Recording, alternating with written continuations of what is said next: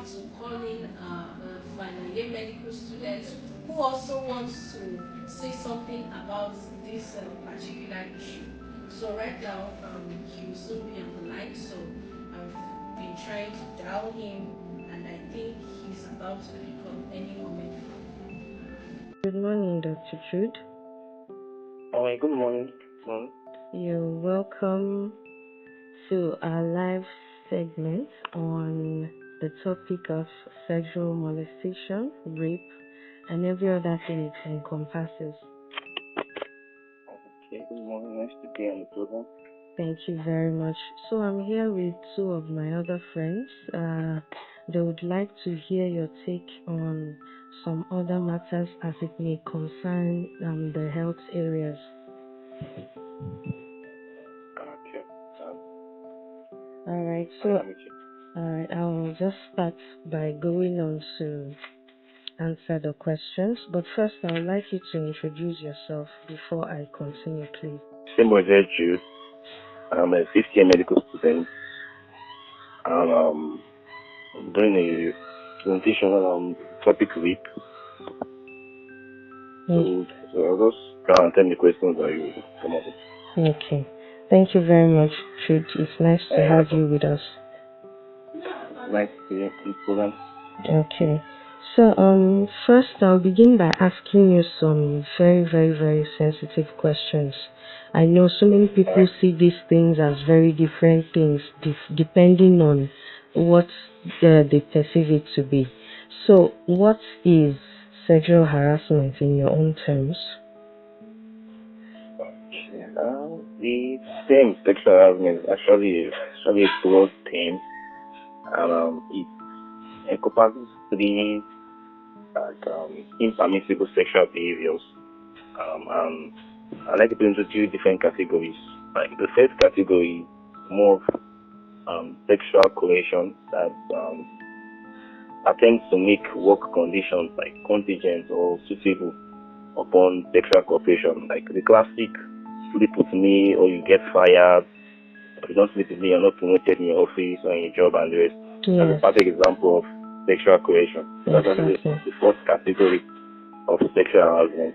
Okay. Then the more common category is actually the second category. Is more like when the victim has unwanted sexual attention that's usually unwelcome and unpleasant, and this is being given by the perpetrator of the act. This second form can usually include sexual assault and even rape in general. So like rape and sexual assault is actually embedded in sexual harassment, in this category of sexual harassment. So then the third form, like I said it's into three different categories. The third form, on the other hand, does not really entail sexual advance, more of gender harassment. Like for example, now someone criticizing the lady and saying because she's a woman or because she's a lady, she's not suited for leadership roles, or saying the man does not have any role in child care and exactly. So this third category is more of you're blaming the individual based on his gender or her gender, and not because of and not the containing sexually explicit materials or characters. That's generally what sexual harassment entails. Okay. So, but do you think sexual harassment can be seen as the same thing as rape? Okay. Like I earlier defined that the second category of sexual harassment, like I said, is unwanted sexual attention. Exactly. It's unwelcome and unpleasant to the recipient. Now, so this category actually contains the act rape and even sexual assault. So rape can be seen as being part of sexual harassment, more of like a branch in sexual harassment. Okay. Wow, that's very good to know, because right here we've been arguing, I and the ladies, we've been arguing, trying to check if rape and sexual harassment, maybe they can be seen as the same thing. But, everybody has their own views, and you cannot blame one for thinking in a particular perspective. So which brings me to the next and the main question. What is rape? Could you please help us define rape? Okay, I'll say rape can be defined as the act which involves sexual intercourse by a perpetrator against a person which is known as the victim without the person's consent. So the emphasis here is more on consent. And consent can be seen as the ability to make a decision about what happens to your body. So in essence, for me to be able to give consent means that I should know about my body and I should be in clear consciousness. I'm not under the effect of any physical force.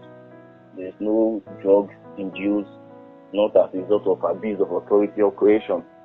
So I can't give consent if all these conditions are not met. And most importantly also, in some countries, consent is usually given at the age of 16 to 18 because it's believed that the person is now an adult and should be able to say yes or no and say what he or she wants to do with their body. Okay. So, that's just it. Wow, thank you very much. That was a very, very good explanation of rape. So, do you have any other thing to say about sexual assault? Any different opinion, like in terms of definition or something? Okay. Over time, I do hear people say this child was sexually assaulted or was raped. Like an 8-year-old child now. Someone saying that child was sexually assaulted or raped actually. Now, why it might look correct based on the description of the event, but in logical terms, actually, we use sexually abused when describing sexual behavior towards children and not adults. The reason being that children are not really able to give consent by virtue of their age. Exactly. So I can't say that this child was raped because it's not yet an adult. He doesn't have the right to give a consent. Okay. The appropriate term should be this child was sexually abused. Assaulted, okay, or abused. Yeah, okay. abused now. So when now referring now to an adult that his sexual behavior was carried towards and not just only rape. For example, now the adult was kissed or was forced to touch the victim or the perpetrator in some certain kind of sexual ways and ways now. You cannot define that term as assault. Now, sexual assault can also include rape also. That's because we're not dealing with an adult here now. While rape is just the intercourse and consent, sexual assault actually overlaps rape because it also contains both the rape incident and also the victim being sexually assaulted or shown some behaviors that are not pleasant to the victim. Wow. So you're saying we cannot use the term rape for a child. So it is only appropriate to use sexually assaulted or child molestation. Yes, actually, it's more appropriate to use the word sexual abuse for a child. Now, like I earlier said, now the emphasis on rape is actually more on the word consent and sexual intercourse. Consent. We define that the consent cannot be given by a child. It's actually given by an adult that have information about his body and knows what to do with his body. When you say a child has been raped, you're more or less saying like that child now has the consent to decide what to do with his body. That's more sexual abuse. Okay, so let's go over to the next thing. Judging with the way things happen, and you find out that a full-blown man can decide to sexually assault a child of 3 years, 4 years, in fact children of different ages, and a man can decide to rape an adult female, sometimes in most cases pregnant. We were discussing about a news that we heard on the TV. They were talking about it and they said it happened in, I think, in Edo State. A pregnant woman was raped. So I began to think about how a normal thinking human being would do such an abominable act. So which brings me to the question, do you have anything to say, like what exactly causes rape? Is there any cause for rape? Okay. The truth is that on the issue of rape, why people may look at it as the machine will blame the victim and say maybe the way the victim dressed, the makeup the person has on, the clothes the person wore, or the signals the person sent. All these are just excuses that people give towards justifying the rape incident. But the truth is that rape goes beyond satisfying sexual urges. It actually gets into the power and control of the victim. Exactly. So when people commit the act of rape, let's look beyond that. Okay, he was trying to satisfy sexual urge. No. It's actually beyond that, because there are actually appropriate ways to actually satisfy that sexual urge. Nobody's denying that it will not be there. We're all human beings. To some extent, it's there.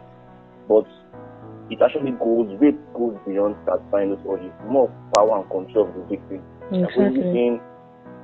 Like that, the instance you just gave now, the man now raping the pregnant woman now, you won't tell me that it's just trying to satisfy his sexual urge. It's actually beyond that. Yes, exactly. Not trying to control that victim and exercising power, that masculinity, in quotes.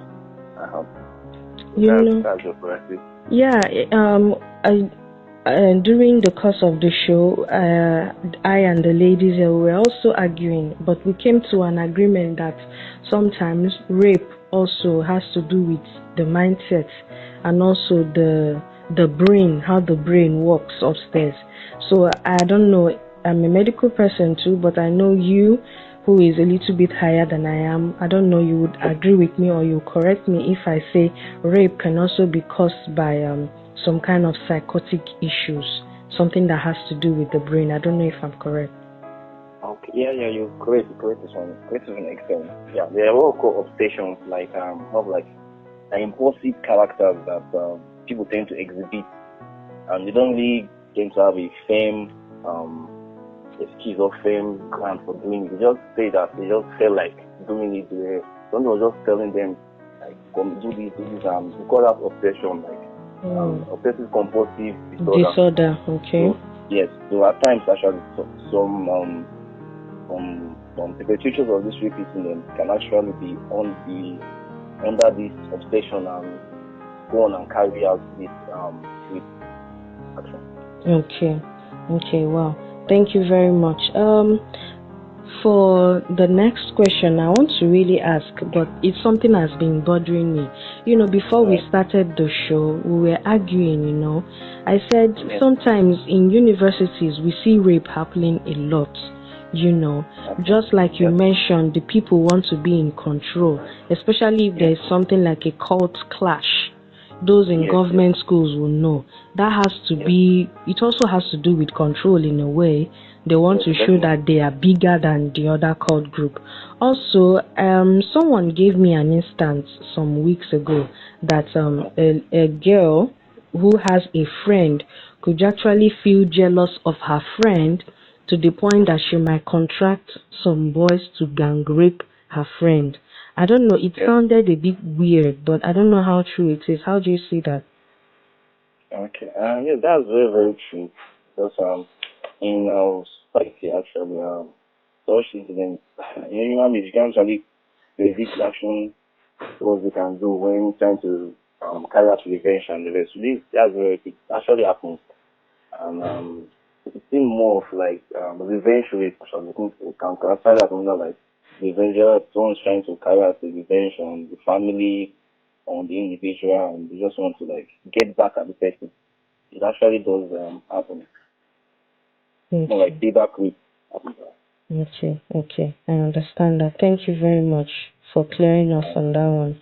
Okay, so what can we say are the after effects of rape or sexual abuse? Okay, well, talking about the after effects of rape, there are two different categories of that. I would like to start with the physical effects. These are the obvious one people tend to see after the rape incident. Rape can result in like physical damage to the individual, such as like if it's a female victim, redness and swelling or an appearance of sores and bruising around the genital areas of the victim. Now, must bear in mind that at times the rape incident is usually not recent. It's more of like a forced exertion. So the perpetrator usually does not go about not. It just wants to like exercise with control and authority, and usually ends up injuring and causing injuries to the female victim or the victim in general. Then also, most times this rape incident it's usually done without the use of the protective mechanism like synthetic contraceptive and device and the rest. So it usually leads to unwanted pregnancy. And in a society whereby once a lady gets pregnant outside the marital home, or like, or even even gets pregnant due to rape, usually we plan out such reason, and it leads to abortion also. And not just abortion, it leads to unsafe abortion. The reason being that the abortions usually might be carried in some places that are not medically equipped, and they are not medically trained individuals. So usually lead to unsafe abortion. It can lead to infertility. Because by the time the abortion is being carried out, the, there might be damage to the woman's genital organs and the rest. It can even lead to sexual dysfunction. Another important aspect again is that the victim is usually at risk of contracting sexually transmitted infections and diseases. Okay. So basically, that's just the physical effects of rape.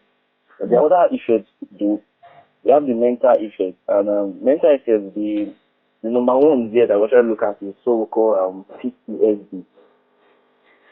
Okay. So PTSD is the term used to describe post-traumatic stress disorder. Okay. So this victim usually after the rape might come down with a post-traumatic stress disorder. Now this includes like flashbacks, nightmares, severe anxieties, like uncontrollable thoughts. That's the victim starts to remember the rape incident, and because of that, really lay down victim, and victim might just like be down for some days, for some months, even for some years. It's not properly handled. And also that thing can also split into depression. I know depression, which we know like the feelings of sadness, there's hopelessness, there's unexplained crying and the rest. Now, this might even take a step further and try to even think of suicidal thoughts, or even commit suicide, and even suicidal attempt. So these are just the mental effects of rape. Then lastly, we look at the emotional effects. The emotional effects, the key one there is there's this self-blame and guilt that the victim feels for allowing the crime to happen. Okay, let's say, for example, now if the lady, she was, let's say she was dressed to a club, on the way coming back from the club, the rape incident happened. Usually, that victim would feel that it was because she went to the club. Yes, what she went to the club. And our society won't help her to further harm her by saying that, that the way you dress to the club and you're coming back, that's why you actually rape. There's this self-blame and this guilt that the victim feels that it was because of him or her that the crime happened. Usually it can also lead to change in trusting people also. Yeah. But after the incident, let's say for example now if the person was killed by someone that person confides in, or as a close friend or close relative, might also affect the way that the person starts trusting, the victim starts trusting others and the rest. And also lastly again, I've noticed that at times you hear women say men are calm, men are calm, or men are this and that, and tend to blame men, and men say some certain things and the rest. And you can actually trace that to the fact that if the victim gets treated by the opposite sex, it usually leads to hatred, like the victim develops hatred and feels that because he or she has been raped before by that particular gender, like everybody in that gender has that tendency to behave in that same manner. Okay, so with that being said, do parents and institutions have a part to play in reducing the rates of rape issues? Yeah, very well. They do have a big role to play, as a matter of fact, in reducing the rate of rape. We kind of call it out. Okay. I wanted to ask something because in the course of our discussion, I heard you say something like if the rape victim is a female. Of course, I know that male can also be a victim of rape too, and sexual abuse and all that.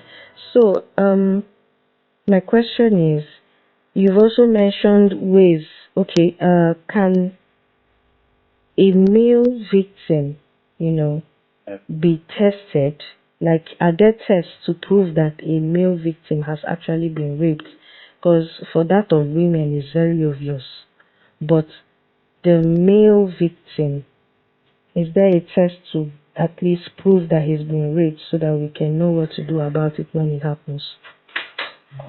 Well, usually after a rape incident, usually advise that the rape victim should family the appropriate authorities, which should also include reporting to the police, and from there they can take up the investigation to the hospital, whether they get one what we call a forensic examination. Okay. So basically, one of the ways to prove that someone has been raped or the victim has been raped is by carrying out that forensic examination.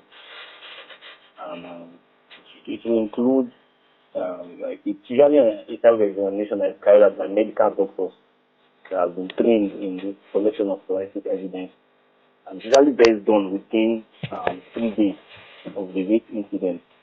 So in the process, when the person goes for this examination, the forensic doctor tries to collect evidence, which can be the body fluid discharges from the perpetration of this rape incident. Okay. Can also be even can also take evidence of the finger scrapings, hair samples, and the other marks on the body of this victim. All this will be collected and stored for the investigations also. Then also a well-detailed history of how the rape incident occurred. It's also gotten by this forensic doctor, alongside other investigations and laboratory examinations to suggest that this person was actually raped.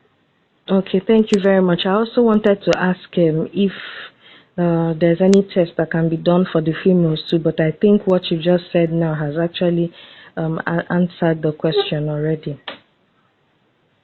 Okay, for the female also, it's more or less the same actually. Usually, the females are usually, or if a rape incident occurs, females are advised to report immediately, also within that 3 days duration, because the person also report without trying not to have taken a bath also, like go for a shower and rest. Because at the time she does that, the evidences that should have been collected by the forensic doctor are usually lost. You know, as a person has to be fresh. So the same examination also, those that do the same to focus on, and also they also do some examinations also on the female also. Okay, so are there drugs to give to the female victim? Because you mentioned that the female victim can get pregnant or can get a particular infection or whatever. Are there drugs to be given to stop this from happening? Yes, there are drugs actually, because by the time the victim reports to the medical center at the hospital for investigation and treatment also, they also receive contraceptives also. That's for those that usually those that don't want to keep the baby, because most of them don't want to keep the baby as a rapist.